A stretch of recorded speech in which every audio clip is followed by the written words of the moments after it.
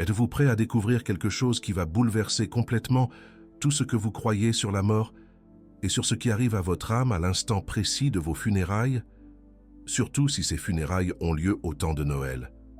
Car ce que je vais révéler maintenant n'est pas une théorie, ce n'est pas de la spéculation, ce n'est pas de la philosophie de comptoir. C'est quelque chose que la tradition même de l'Église et d'innombrables visions de saints et de mystiques, toujours sous le regard de l'archange Michel, décrivent avec une clarté terrifiante.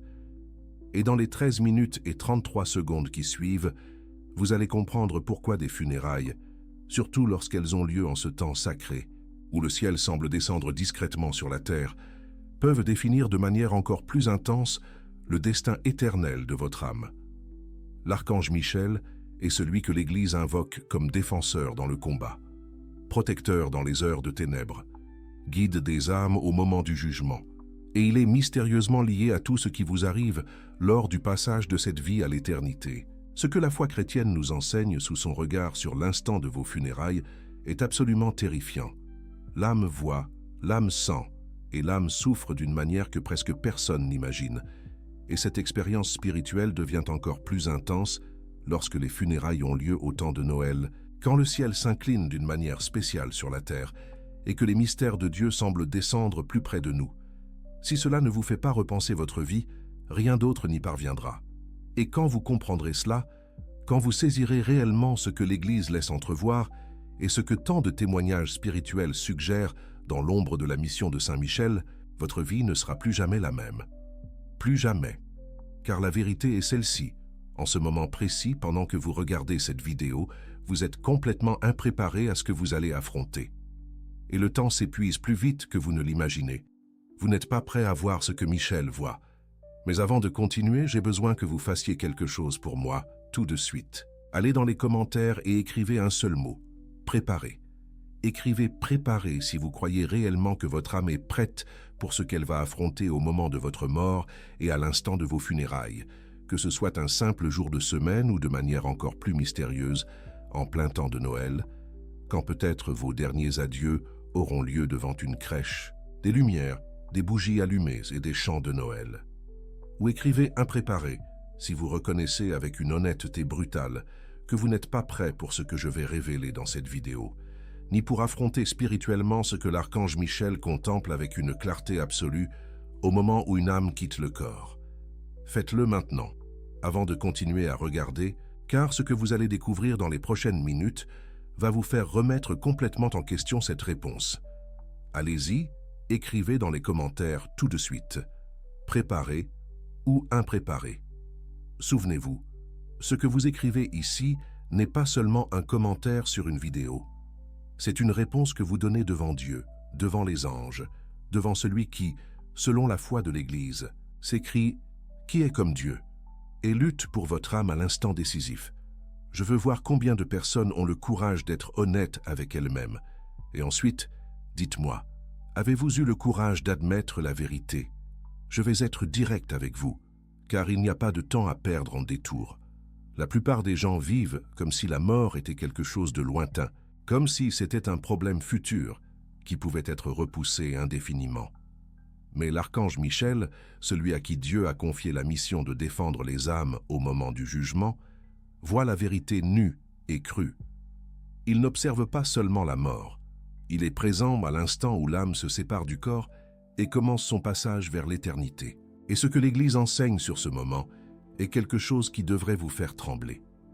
Car ce que Michel voit, et ce que tant d'âmes ont témoigné dans les visions de saints et de mystiques, n'est pas un moment doux, poétique ou silencieux.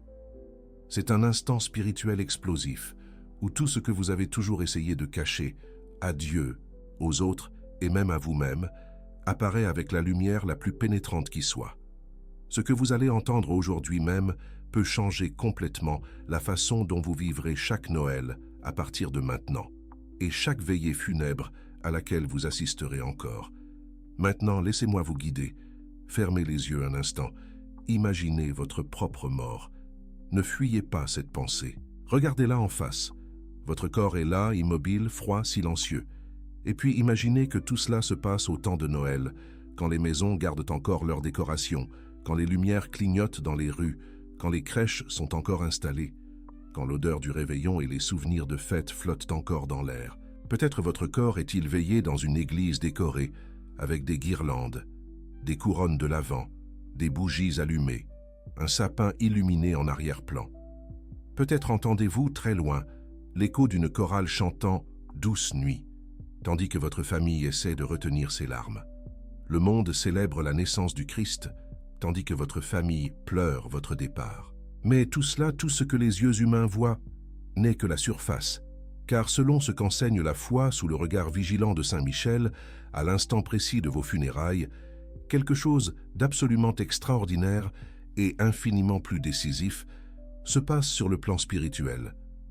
Pendant que les gens s'approchent de votre cercueil, qu'ils serrent des mains, présentent leurs condoléances, déposent des fleurs, votre âme est éveillée, et elle est consciente comme elle ne l'a jamais été auparavant. Plus rien ne distrait, plus rien ne trouble, plus rien n'anesthésie.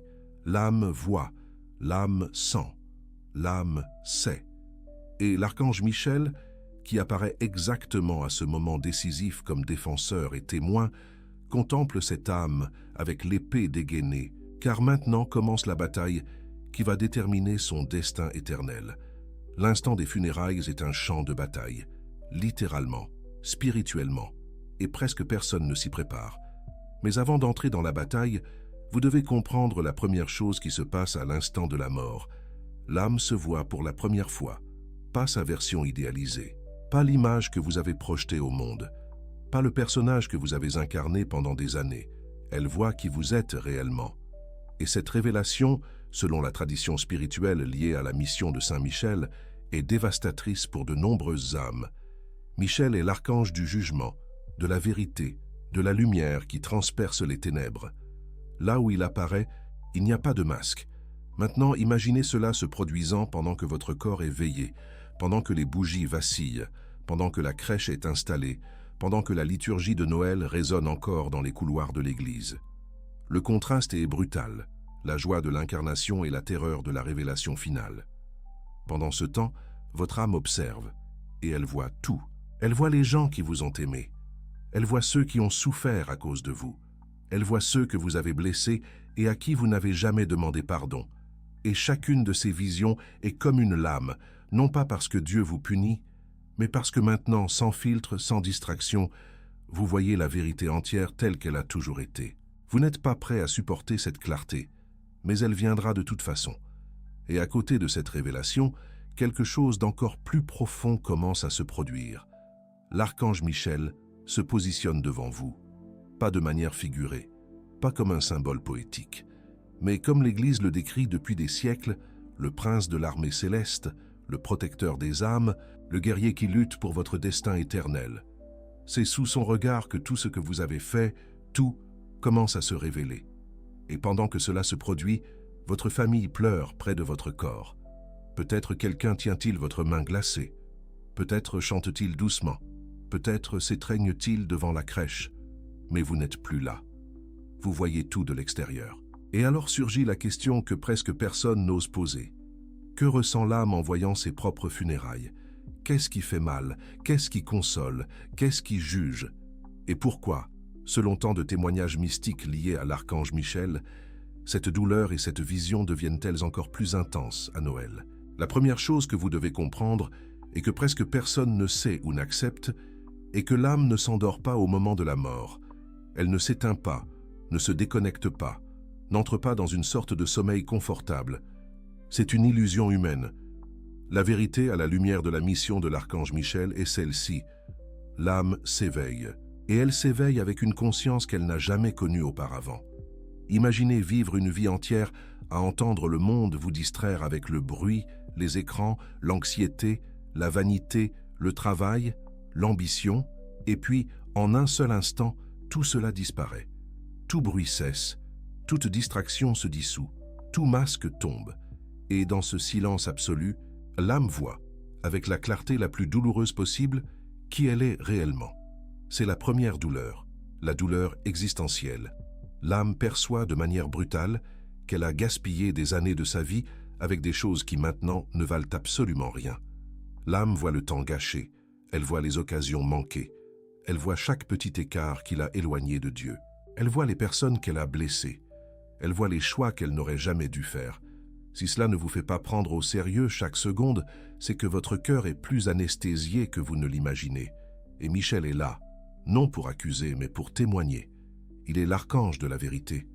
Là où il est, il n'y a pas d'auto-illusion. Et pendant que cette révélation se produit, quelque chose d'encore plus profond se déroule devant l'âme. Elle voit son corps. Elle voit son propre corps, froid, immobile, inerte, étendu dans un cercueil. Elle voit les proches essayant de retenir leurs larmes. Elle voit les amis embrassant leur famille. Elle voit des regards vides, des regards coupables, des regards sincères. Mais elle ne peut toucher personne. Elle ne peut parler à personne. Elle ne peut demander pardon. Elle ne peut consoler ceux qui souffrent. Et c'est la deuxième douleur, la douleur émotionnelle. L'âme sent chaque larme versée pour elle, mais elle sent aussi chaque larme qu'elle a causée. Elle perçoit avec une clarté écrasante qui elle a vraiment aimé, qui elle aurait dû aimer davantage, qui elle a ignoré, qui elle a blessé, qui elle aurait pu aider et n'a pas aidé. Et cette conscience pèse comme une montagne. Maintenant, imaginez tout cela se produisant pendant que l'église est décorée pour Noël, pendant que la crèche repose à quelques mètres de votre corps, pendant que l'image de l'enfant Dieu observe, silencieusement, celui qui se présente maintenant devant le ciel. Le contraste est dévastateur, la célébration de la vie face à la révélation de l'éternité. Mais il manque encore la douleur la plus profonde de toutes, la douleur spirituelle. Car, à l'instant où l'âme se sépare du corps, quelque chose se produit que la plupart des gens n'ont jamais entendu, mais que l'Église enseigne clairement. Le jugement particulier commence immédiatement. Ce n'est pas symbolique, ce n'est pas psychologique, ce n'est pas métaphorique, c'est réel. Et c'est ici que l'archange Michel assume sa mission la plus solennelle et la plus terrible. L'Église l'invoque depuis des siècles comme défenseur au jour du jugement, celui qui pèse les âmes, celui qui présente devant Dieu les œuvres des hommes, celui qui combat pour l'âme contre les démons qui l'accusent. Et c'est exactement ce qui se passe maintenant. Pendant que votre corps est veillé, peut-être avec des lumières de Noël en arrière-plan, peut-être avec des bougies vacillantes devant l'autel, votre âme est devant la vérité absolue. Il n'y a pas de dialogue, pas de débat, pas de justification. L'âme voit sa vie entière comme un unique panorama. Chaque choix, chaque intention, chaque mensonge, chaque péché, chaque bonté, chaque occasion manquée. Et à cet instant, Michel lève son épée, non pour vous attaquer, mais pour défendre ce qui en vous appartient encore à Dieu. Car le jugement particulier n'est pas seulement une contemplation de la vérité, c'est une bataille réelle. Une bataille qui ne peut être vue sur le plan physique, mais qui explose sur le plan spirituel avec une intensité indescriptible. D'un côté, l'archange Michel, votre ange gardien, et toutes les grâces que vous avez accueillies pendant votre vie. De l'autre, des démons qui vous ont accompagné, qui vous ont tenté, qui ont enregistré chaque péché non repenti, qui maintenant vous accusent devant Dieu avec une haine absolue. Et vous, l'âme, êtes consciente de tout. Vous voyez Michel soutenir votre défense. Vous voyez l'ennemi exposer vos péchés. Vous voyez votre vie entière peser dans la balance de l'Éternel. Vous n'êtes pas prêt à voir cette balance, mais un jour, elle sera placée devant vous. Et cela se produit pendant que de l'extérieur, votre famille dépose des fleurs, chante des hymnes de Noël, écoute des lectures d'espérance et essaie de se réconcilier avec votre absence. Vous voyez la crèche, vous voyez la mangeoire, vous voyez l'enfant Dieu, vous voyez le symbole de la miséricorde. Mais vous voyez aussi la vérité de la justice. L'âme sent que c'est le moment qui définit tout. C'est l'instant vers lequel toute votre vie a tendu. Le moment unique, irremplaçable, inévitable. Et alors, une perception finale déchire la conscience de l'âme. Il n'y a plus de temps, il n'y a plus de choix, plus d'occasion, plus de regrets tardifs, plus de confession, plus de promesses, plus d'excuses. Tout est terminé et tout sera décidé maintenant. L'instant des funérailles est un champ de bataille, littéralement, spirituellement, et Michel est au centre de celle-ci. Michel n'est pas un symbole. Ce n'est pas une métaphore de courage. Ce n'est pas une image décorative d'église. Il est, comme la liturgie le proclame, prince de la milice céleste, défenseur dans le combat, protecteur des âmes des justes. Et c'est justement lorsque le corps est veillé que sa mission devient plus visible, non aux yeux humains, mais aux yeux de l'âme. Car pendant que le monde voit une cérémonie silencieuse, des bougies vacillantes, des fleurs, des larmes, et peut-être même des guirlandes lumineuses éclairant discrètement l'ambiance, le ciel et l'enfer voient autre chose, une guerre ouverte. D'un côté, Michel, le commandant des armées célestes, l'ange gardien de la personne décédée, des anges de lumière qui ont accompagné chaque acte de charité, chaque prière, chaque repentir sincère. De l'autre, des esprits d'accusation, des démons qui ont accompagné cette âme pendant sa vie, des adversaires spirituels qui attendent ce moment précis pour revendiquer ce que l'âme leur a volontairement livré par le péché. Et vous, l'âme, êtes au centre de cette dispute. L'âme voit Michel lever son épée. Elle voit des anges se positionner comme des sentinelles. Elle voit des démons avancer avec une haine féroce, présentant des péchés, des paroles dites, des occasions rejetées. Ils accusent, non pas avec des mensonges, mais avec des vérités. Car au jugement particulier, il n'y a pas de mise en scène. Tout ce que vous avez réellement voulu, tout ce que vous avez choisi, tout ce que vous avez préféré à la place de Dieu a du poids. C'est pourquoi la présence de Michel est si décisive. Il présente vos prières, vos sacrifices, vos repentirs, vos confessions sincères, vos gestes de charité cachés, vos actes de foi que seul Dieu a vus. Et tout cela est mis dans la balance. Michel a vu des milliards de funérailles. Il sait exactement comment une âme se perd. Et il sait exactement ce qui sauve une âme. Lorsque les funérailles ont lieu au temps de Noël, cette bataille s'intensifie. Non pas parce que le ciel change, mais parce que la lumière spirituelle de Noël expose la vérité avec plus de force. À Noël, nous célébrons l'incarnation du Verbe, l'arrivée de la lumière dans le monde, la victoire initiale de Dieu contre les ténèbres, la naissance de celui qui jugera les vivants et les morts. Et maintenant, imaginez cette lumière spirituelle se posant sur l'âme pendant les funérailles. Pour de nombreuses âmes, cette lumière est un réconfort. Pour d'autres, un tourment. Pour toutes, une révélation. Car à Noël, même la mort est placée devant le mystère de l'incarnation. Et Michel, qui apparaît dans les Écritures comme défenseur dans le livre de Daniel et guerrier dans l'Apocalypse, lutte maintenant devant le Dieu fait enfant, celui qui est représenté dans la crèche à quelques mètres de votre corps. Ce contraste est si profond que l'âme le supporte à peine. La douceur de la mangeoire, la dureté du jugement, la lumière des bougies de Noël, l'obscurité de ses propres péchés, la tendresse du Dieu nouveau-né, la terrible vérité de toute une vie exposée. C'est pourquoi, selon les témoignages mystiques liés à Michel, l'âme ressent plus intensément son propre état spirituel lorsque les funérailles coïncident avec Noël. Car à Noël, la lumière révèle, la lumière purifie, la lumière juge, la lumière console. Cela dépend de ce qu'est l'âme. Et Michel, l'archange de la lumière, brille plus fort à ce moment. Il ne cache rien, ne maquille rien, n'adoucit rien. Il montre à l'âme qui elle a vraiment été. Non pour détruire, mais pour défendre tout ce qui peut encore être sauvé. Et alors, quelque chose de dévastateur se produit. L'âme voit qui est de son côté et qui est contre elle. Elle voit Michel protégé. Elle voit des anges contempler avec amour. Elle voit des démons avancer avec haine. Et chaque accusation démoniaque est comme un coup. Il a choisi le péché ce jour-là. Elle a rejeté la grâce à ce moment-là. Il a fermé son cœur à Dieu tant de fois. Elle a refusé de pardonner, refusé d'aimer. Et tout cela est vrai, et l'âme le sait. Mais Michel répond aussi, « Ici, il y a eu repentir. Ici, il y a eu lutte.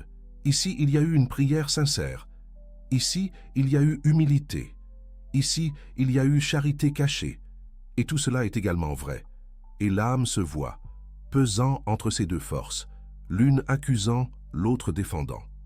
Et le monde ici-bas, le monde ne voit qu'une veillée funèbre silencieuse.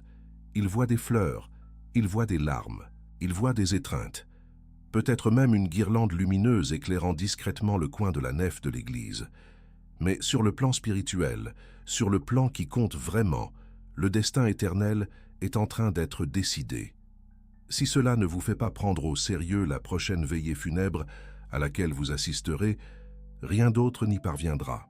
Maintenant que la bataille spirituelle se déroule devant l'âme et que l'archange Michel pèse son histoire, quelque chose d'encore plus douloureux se produit, quelque chose qu'aucun être humain, préparé ou impréparé, ne peut affronter sans frissonner de l'intérieur. L'âme voit sa famille, et elle ressent tout.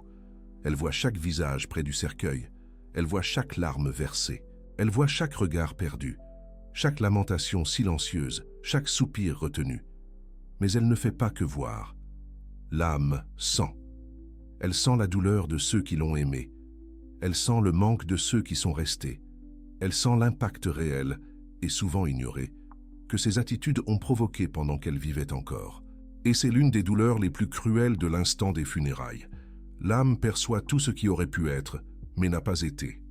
Chaque étreinte qu'elle n'a pas donnée, chaque pardon qu'elle a reporté, chaque réconciliation évitée, chaque parole amère qui a détruit quelqu'un, chaque silence qui a fait plus mal qu'un insulte, ce ne sont pas des douleurs imposées par Dieu, ce sont des douleurs imposées par la vérité. Et Michel, qui a toujours été défenseur de la justice, ne masque pas cette réalité. Il permet, par mission divine, que l'âme voie les conséquences du bien qu'elle a fait et du bien qu'elle a omis de faire. Cette partie est si douloureuse que de nombreux saints l'ont décrite comme une agonie spirituelle plus grande que toute souffrance terrestre. Et lorsque les funérailles ont lieu à Noël, cette douleur se multiplie, car l'âme voit le sapin, les lumières, la crèche, les souvenirs de joie, l'ambiance de famille réunie, l'esprit de réconciliation qu'elle n'a peut-être jamais vécu pleinement. La lumière de Noël révèle ce qui a manqué, et cela coupe profondément. L'âme perçoit, avec une clarté brutale, la douleur qu'elle a causée aux personnes qu'elle a le plus aimées. Et savez-vous ce qui est pire? Elle veut faire quelque chose. Elle veut demander pardon. Elle veut dire « je suis désolé ». Elle veut embrasser ceux qui pleurent. Elle veut remercier ceux qui ont toujours été à ses côtés. Mais elle ne peut pas. La séparation entre les vivants et les morts est réelle. Elle n'est pas symbolique. Elle essaie de parler, mais personne n'entend. Elle essaie de toucher, mais personne ne sent. Elle essaie de consoler, mais personne ne perçoit. Et alors vient une douleur encore plus profonde, presque insupportable. L'âme désire désespérément demander des prières. Mais elle n'y parvient pas. Car l'âme sait, avec une certitude absolue, qu'elle a maintenant besoin de prières. Messe, chapelet, sacrifice, intention, jeûne, charité en son nom. Elle sait que sans cela, sa purification peut être longue ou sa damnation peut être définitive. Mais elle ne peut pas demander. Elle essaie, elle crie, elle supplie. Mais les vivants ne l'écoutent pas. Certaines âmes, pendant les funérailles, clament avec une force inhumaine pour de l'aide, mais personne n'entend. Non par manque d'amour de ceux qui sont restés, mais parce que nous sommes dans des dimensions différentes. Ce que l'âme crie n'atteint pas l'oreille humaine, et c'est ici que l'archange Michel intervient avec l'autorité que Dieu lui a donnée. Il ne permet pas que ses suppliques se perdent, il porte devant Dieu chaque désir sincère de l'âme. Il lutte pour que la miséricorde prévale, là où il y a encore du repentir. Il intercède pour que l'âme reçoive des prières, même si les gens ne comprennent pas consciemment ce dont elle a besoin. Et souvent, oui, souvent, c'est justement à Noël que cela se produit avec plus de force. Car les cœurs sont plus sensibles, les églises sont plus fréquentées, les familles se réunissent, les gens prient davantage, les fidèles se tournent vers Dieu avec plus d'émotion. Et ainsi, quand quelqu'un prie lors des funérailles de Noël, que Dieu le reçoive, que Notre-Dame le soutienne, que Saint Michel le défende. Ces paroles, dites parfois sans s'en rendre compte, tombent comme des rayons de lumière sur l'âme. Chaque prière sincère est comme une épée lumineuse remise aux mains de Michel, et il utilise cette épée dans la lutte pour le salut de cette âme. Car là, à cet instant, Michel est devant deux forces, des démons accusants. Elle est à moi, elle nous appartient, et des prières s'élevant comme lumière. Sauve-la, Seigneur. Et chaque prière a du poids, chaque intention a du poids, chaque larme a du poids.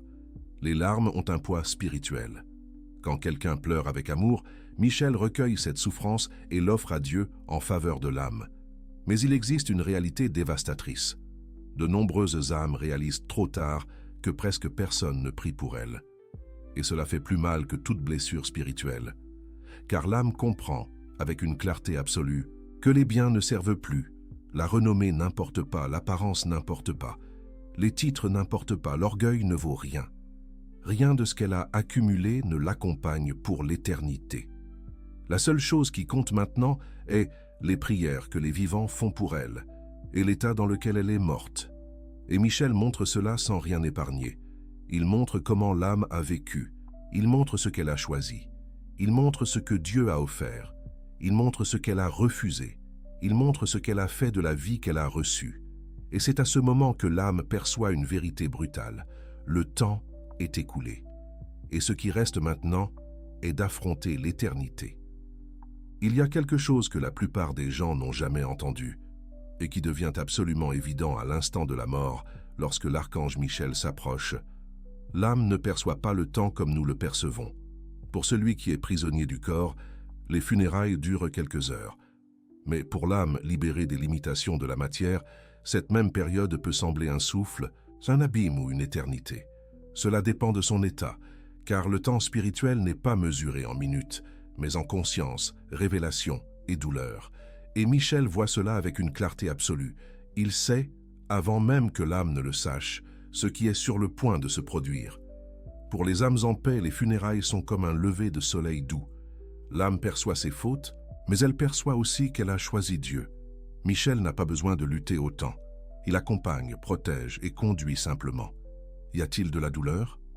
Oui. Y a-t-il une purification à faire? Presque toujours. Mais il y a de l'espérance.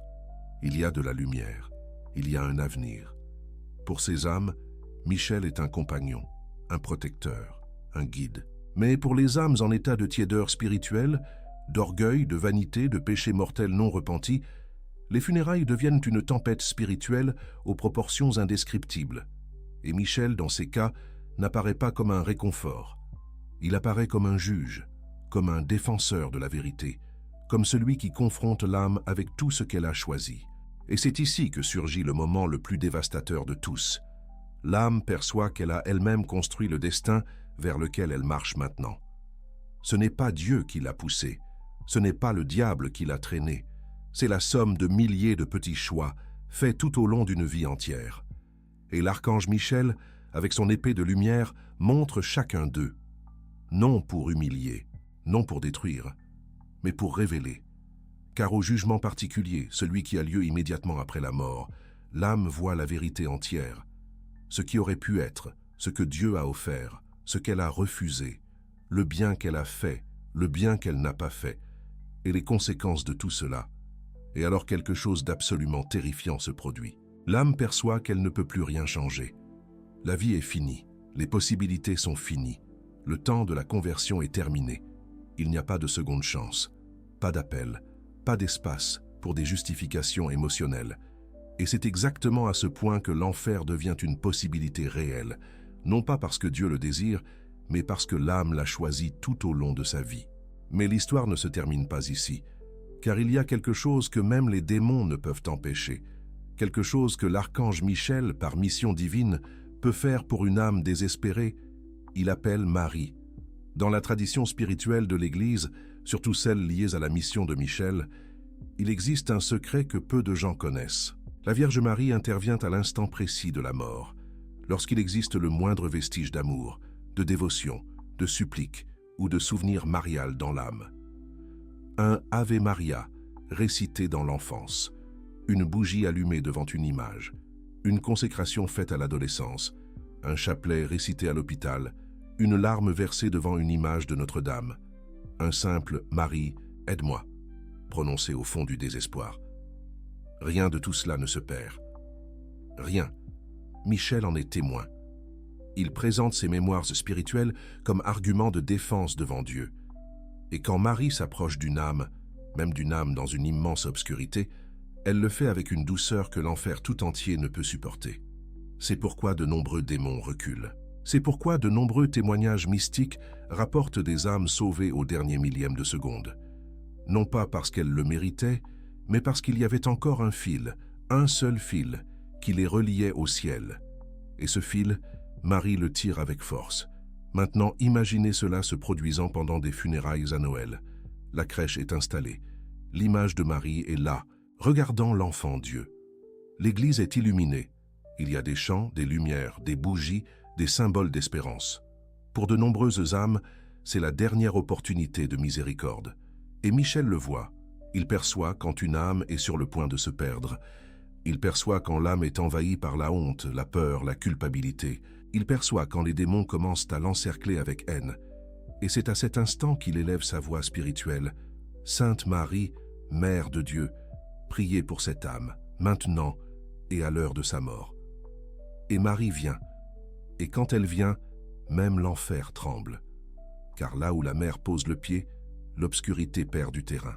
Et de nombreuses âmes sont arrachées aux griffes de la perdition à ce moment précis. Après tout ce que vous avez vu jusqu'à présent, la bataille invisible, l'exposition de la vérité, la douleur des omissions, le poids des choix, le cri silencieux de l'âme, l'intervention de Michel et de Marie, il y a une question qui explose comme un coup de tonnerre spirituel.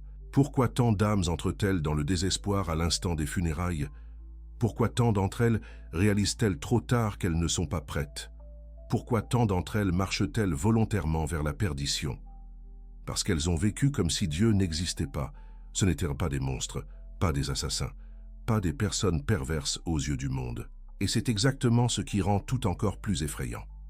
La plupart des âmes qui se perdent, selon la tradition spirituelle sous le regard de Michel, ne tombent pas par de grands péchés spectaculaires, mais par de petites ombres répétées, constantes, qui au fil des ans ont refroidi le cœur, éteint la foi, endurci la conscience et transformé Dieu en une idée lointaine. L'ennemi n'a pas besoin de vous détruire avec un péché mortel éclatant. Il a juste besoin de vous éloigner de la grâce, petit à petit, jusqu'à ce que le jour de la mort arrive et qu'il arrive sans avertissement. Et Michel le voit. Il voit chaque petit choix qui a formé l'état de l'âme. Il voit quand la personne a vécu pour les plaisirs.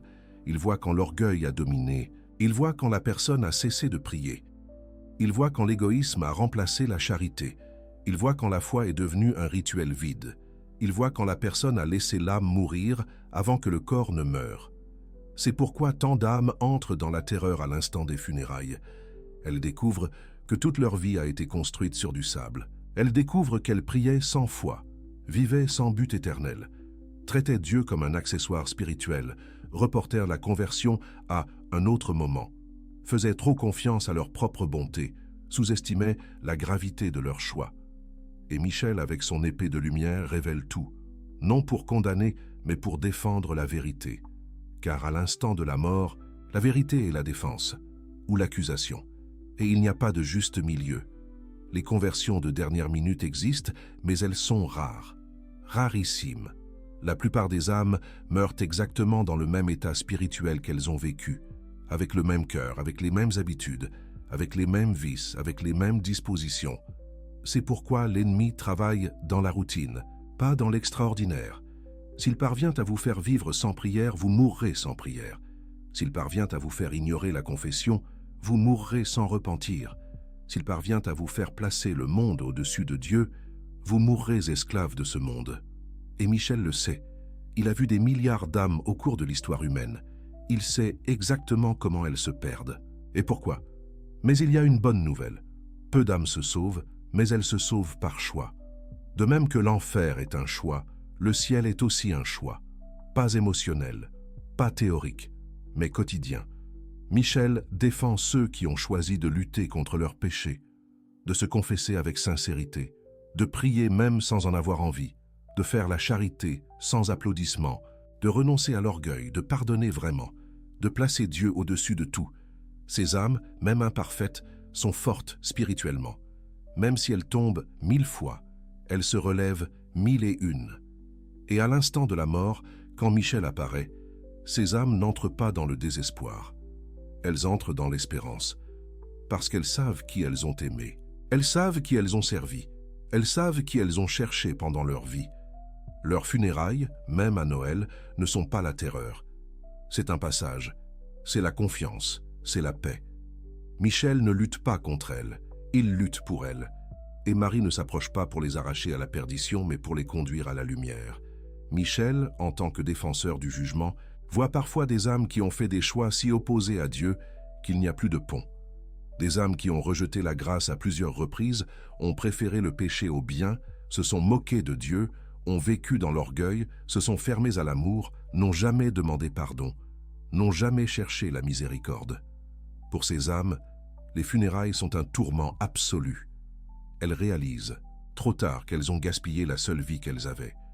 Elles réalisent qu'elles ont couru après de la fumée. Elles réalisent que rien de ce qu'elles ont accumulé n'a servi pour l'éternité.